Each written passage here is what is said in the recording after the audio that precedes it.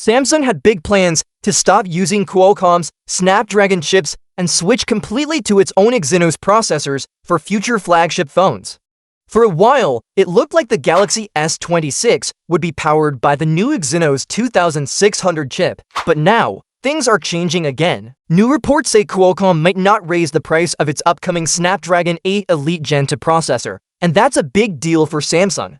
Originally, Samsung wanted to avoid using Snapdragon because of a rumored price increase after the Galaxy S25 came out. Many experts thought Qualcomm's next chip would cost much more. If that had happened, Samsung would have had no choice but to raise the prices of its Galaxy S26 models too, something the company really doesn't want to do. They know if their phones get too expensive, customers might go for the iPhone 17 instead, especially since Apple is also launching powerful and polished devices this year. But now that the Snapdragon 8 Elite Gen 2 is likely staying close to its current price, or maybe going up just a little, Samsung doesn't have to worry as much.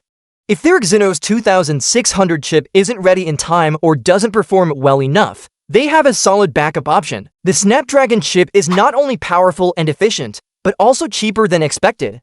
That gives Samsung more flexibility. On top of that, most users already prefer Snapdragon over Exynos. Over the years, people have complained that Exynos chips get too hot, don't manage power well, and don't perform as smoothly as Snapdragon processors. In a recent poll, more than 76% of people said they would rather have the Galaxy S26 come with a Snapdragon chip. Less than 5% said they'd want the Exynos version. That says a lot. Still, Samsung isn't giving up on Exynos. They've been working hard to fix problems with chip production and improve performance. Their 3nm chip-making process is finally stable, and they're already developing chips using an even smaller 10nm process. If everything goes according to plan, the Exynos 2600 might be ready in time for the Galaxy S26 release. But making chips at 10nm is really difficult, and delays can happen easily. If Samsung runs into problems, they can still count on Qualcomm. Just like with the Galaxy S25, they could release Snapdragon-powered phones in most countries while keeping Exynos for a few select markets. This way, they can avoid major price changes or performance issues.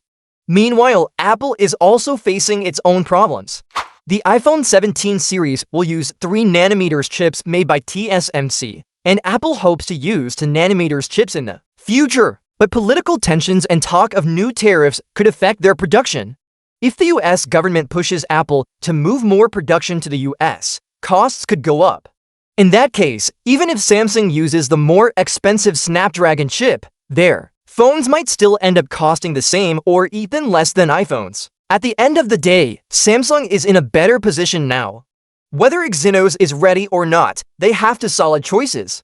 The important thing is that they can release a powerful Galaxy S26 series without scaring away buyers with high prices. That's good for them and for customers. Still, this situation shows a bigger problem.